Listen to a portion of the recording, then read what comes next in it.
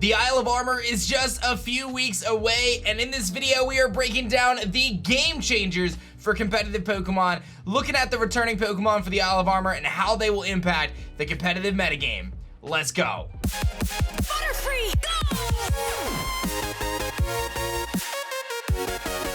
Yo, whoa, what is going on YouTube? It's your boy Dan, aka aDrive. I'm bringing you guys a brand new video today, and today we're going to be breaking down the top 10 game changers for the Pokemon Isle of Armor DLC. Now we know we're going to get two DLCs this year, the Isle of Armor and Crown Tundra, and both of them are going to have a bunch of new Pokemon to use and explore, including some old favorites. And in this video I'm going to break down some of those old favorites that are going to shake up the competitive metagame immediately. This video is going to mostly focus on VGC, but I'm also going to talk about the impacts to single battles as well, but I'm sure you guys are going to love it. If you do, be sure to hit that like button down below. Make sure you guys subscribe if you guys are new, and turn those notifications on as you do not want to miss any of these awesome videos. Let me know in the comment section below which one of these Pokemon you're most excited for. Let's not waste any time, let's jump into the competitive Pokemon. The first Pokemon we're gonna cover in this video is actually the only one on this list that is not officially confirmed, but it seems to have leaked from an image that was shown in like one of the trailers, and we assume that it's coming through the Isle of Armor according to Matt Yukona's Twitter. So again, take this one with a grain of salt, but the rest of the list is all confirmed for the Isle of Armor DLC.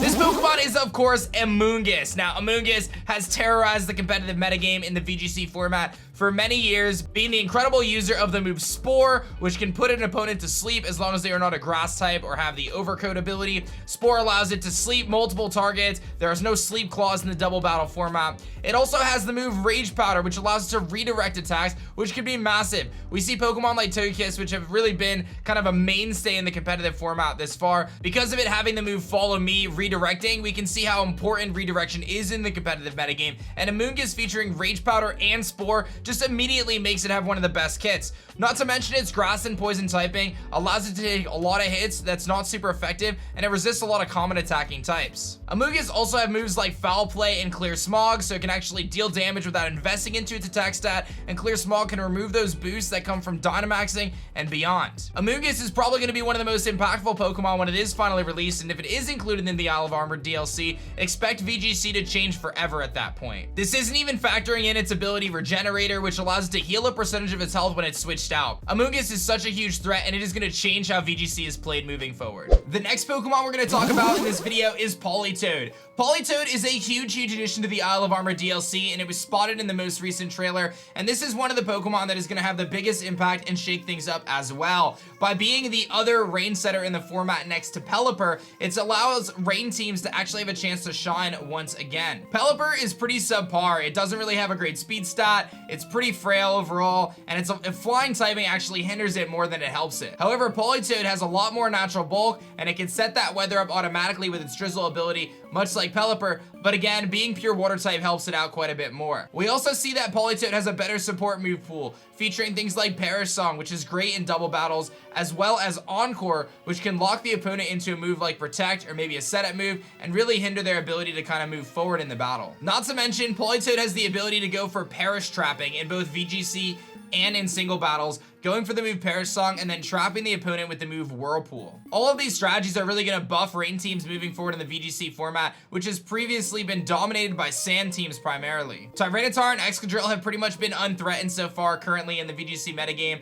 and it'll be nice to see that the rain teams get a buff to shake things up a little bit. Not to mention that being able to use moves like Max Geyser can change the weather back and allow the rain team to keep control of the weather, but having a crucial weather setter that can automatically set the weather like Politoed can makes it so important moving forward for those rain teams. The next Pokemon I'm going to talk about is one that I'm really excited about, and that is Talonflame. Talonflame absolutely wrecked people when X and Y first came out because its Gale Wings ability was so strong, allowing it to gain priority on every single flying move it went for. It does have a bit of a nerf now, obviously. It only does it if it's at full health, but as a lead option with no hazards in single battles, Talonflame is able to get off Tailwinds with priorities, go for max Airstreams with priorities to boost its speed stat, and it can actually just be a complete nuisance otherwise with support-like sets using Will-O-Wisp. In the singles format, is also going to have the heavy duty boots option, which allows it to switch into hazards like Stealth Rocks and take 0 damage. One thing that I've noticed from using Talonflame in the past in competitive formats is just how strong the flying and fire type stab combination are. They really seem to do a lot of damage and hit super effectively against a lot of different opponents, including things like Excadrill, which would otherwise resist the flying type moves. It is weak to those fire type attacks. Because of all this and its resistance to fairy type moves, I think Talonflame could actually be really strong despite the prevalence of Rock Slide and other rock type moves. You want to talk about busted Pokemon? I think Dragalge is going to be insanely busted in the Isle of Armor DLC competitive metagame. Dragalge is a Pokemon that functions very well under Trick Room because of its slow speed stat, allowing it to attack first when the Trick Room effect is on play. Dragalge often hits incredibly hard because of its adaptability ability, allowing it to double the power of its stab type moves as opposed to just a 1.5 times boost. Because of that, its poison type moves and its dragon type moves deal massive damage coming off a pretty high special attack stat. Now, Dragalge otherwise is pretty frail from the physical side, but by being able to Dynamax, it can actually live a lot more hits than it otherwise would be able to. And because of that Dynamaxing, it's going to be able to utilize its Max Ooze and its Max Whirlwind most effectively. Max Ooze is a move that is going to boost its special attack using those poison type moves, allowing Dragalge to kind of snowball and hit even harder as those turns progress.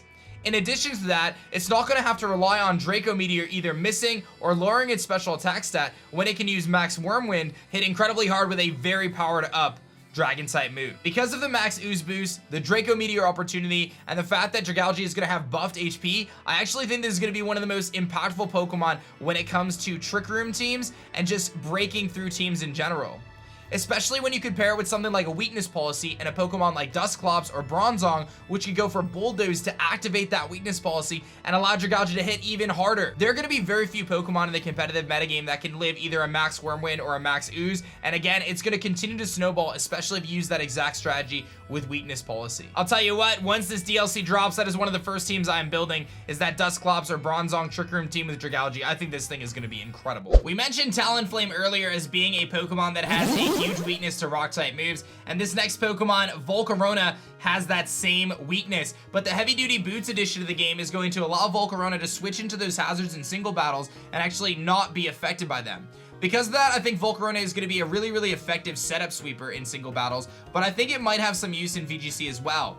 Its signature move, Fiery Dance, allows it to boost its special attack, and of course it does have Quiver Dance to boost its special attack, special defense, and speed stat in simply one turn. All of that paired with decent natural special bulk and some pretty interesting resistances makes Volcarona a really interesting candidate to use in Dynamaxing. Let's not forget that Volcarona also learns the move Hurricane, which allows it to boost its speed stat through Max Airstream when it does Dynamax. Getting those extra speed boosts after a Quiver Dance could actually make this thing a huge threat in competitive, and again, allow it to kind of snowball over the opponent. By going for things like Max Flare, you can set the sun up and actually power up your fire type moves even further, and you can use things like Max Flutterby, which will lower the target's special attack stat, allowing Volcarona to sponge those special hits even better. Again, this Pokemon does have to worry about the prevalence of moves like Rock Slide and Stone Edge and other rock type moves, but I do think if it's able to set up, it can really do a lot of damage. I think it's gonna be a fun Pokemon to use in both single battles and maybe see a little bit of action in the double battle format as well. We talked about Dragalge earlier, and I am very excited about this other dragon type Pokemon.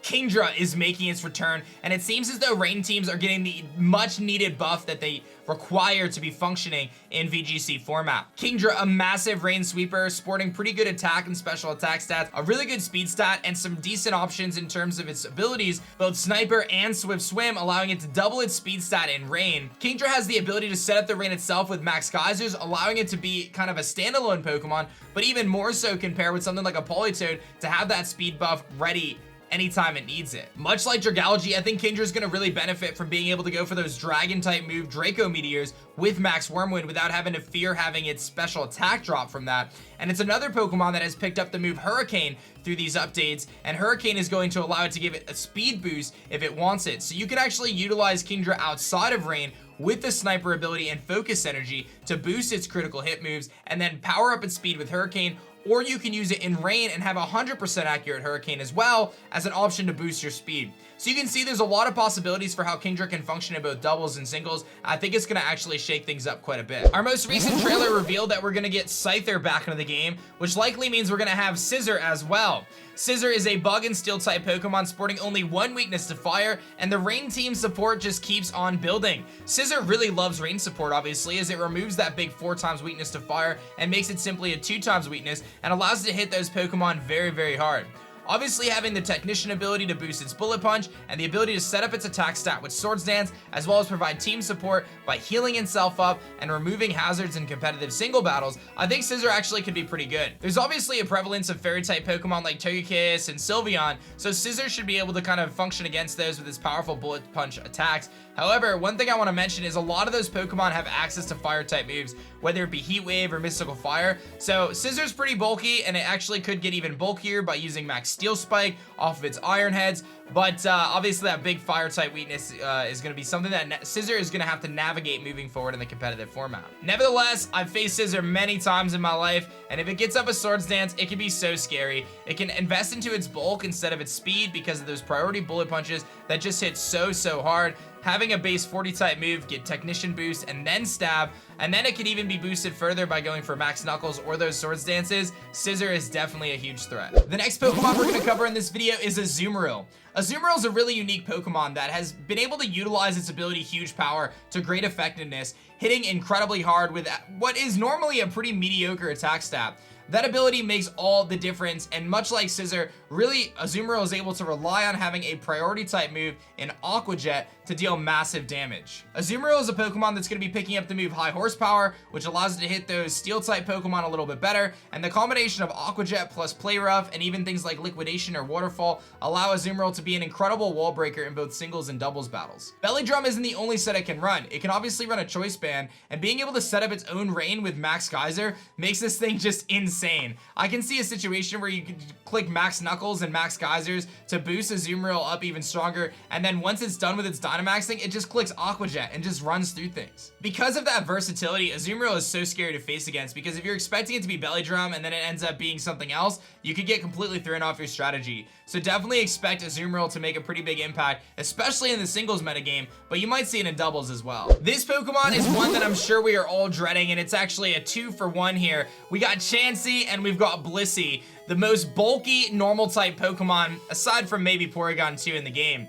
For those who don't know, Chansey can feature the Eviolite item, which allows it to boost its defenses and special defense really by 50%, allowing it to take just a ton of hits. And obviously we know that Dynamaxing multiplies the HP stat of these Pokemon by a tremendous amount, actually putting both Blissey and Chansey over like 1,000 HP, which is just going to be ridiculous to try to take down. Both these Pokemon are going to be able to just withstand a tremendous amount of damage. They can actually set themselves up with max moves like Max Steel Spike coming off of Iron Tail to boost their defenses further to make up for the kind of their weaker stat. But in a currently specially heavy attacking metagame, I think Blissey and Chansey could just be really strong in general. They also picked up the move Stored Power, which allows them to deal more damage based on the amount of stat boost they get. So if a Pokemon is able to pass stat boost to them, and they're able to Dynamax and get even more stat boost, then something like a Blissey or Chansey could just deal out massive damage with Stored Power. Again, Chansey and Blissey aren't the most offensive Pokemon, but with the right support, they could make for a really disruptive Pokemon in the metagame, because they could be so difficult to take down, and teams are going to have some sort of way to deal with them, especially when it comes to like stall teams. So while I'm not excited for these Pokemon to come back, I definitely expect them to make an impact in especially the singles metagame, but we may see some some Chanseys and Blisseys popping up in doubles as well. Now, we've covered a lot of great Pokemon in this list, and there's a handful of others that I haven't talked about, like Magnezone and Zoroark, but the one that I'm going to mention as our last Pokemon here is actually Crocodile. Crocodile is a Pokemon that I think is going to make bigger splash in singles than it is doubles, but nevertheless, having the ability Intimidate, as well as the ability Moxie, allow it to disrupt the opponent by simply lowering their attack stats, or allow it to snowball by picking up attack boosts, and Moxie is so good when paired with Dynamaxing. It can actually go for Moxie with Max Quakes to boost its special defense. It now has access to close combat, so it can actually boost its attack stat a little bit better than Superpower would function in terms of max moves. And obviously, it's got the ability to just go for really powerful Dark type moves, picking up Darkest Lariat as well, which are going to ignore those defense boosts on the opponent's side of the field. In double battles, Crocodile can also use Anger Point, which allows it to get a +6 attack boost if it's critically hit. There's some unique situations where you can actually utilize a partner Pokemon to attack your own Crocodile to critically hit it, and then allow the Crocodile to deal massive damage. It's a little bit of a gimmick strategy, but it's something that can work and something I have experimented with in the past. While Crocodile doesn't sport the most impressive stats, it can still be a really good defensive Pokemon in singles, or a really offensive Pokemon in both formats, being able to set up hazards, tank a bunch of hits, and again, just be disruptive by going for Intimidate, and have that snowball effect with Moxie. It did lose Pursuit, which is going to hurt it in singles, but I think that there's still a chance that Crocodile can do some serious damage and definitely shake things up a bit. I don't anticipate it taking Excadrill's Crown as the best ground type right now in the double format, but it is something that could be utilized, having that Intimidate ability and dealing big damage. Now again, the Isle of Armor is just a few weeks away, and there's bound to be more Pokemon that we haven't seen or discussed yet because they simply haven't been announced, much like the Amungus we covered at the beginning of this video. But these Pokemon are most certainly going to shake things up, and they're going to be on high priority lists for me to obtain them, train them up for competitive, and utilize them in competitive Pokemon. I personally would say that for me, the #1 Pokemon I want to use is Politoed, maybe Kingdra, but I think I gotta give the crown to Dragalge. I just really feel like under Trick Room, this Pokemon is gonna be a menace to deal with, especially when paired with that weakness policy. Let me know in the comments section below which Pokemon you're most excited to use in the competitive format for the Isle of Armor DLC, and be sure to like the video and subscribe if you guys are new. If you enjoyed this video, I'm sure you're gonna love this video, but YouTube thinks that you're gonna like this one, so pick one or the other and have some fun. I'll see you guys in the next one. Peace.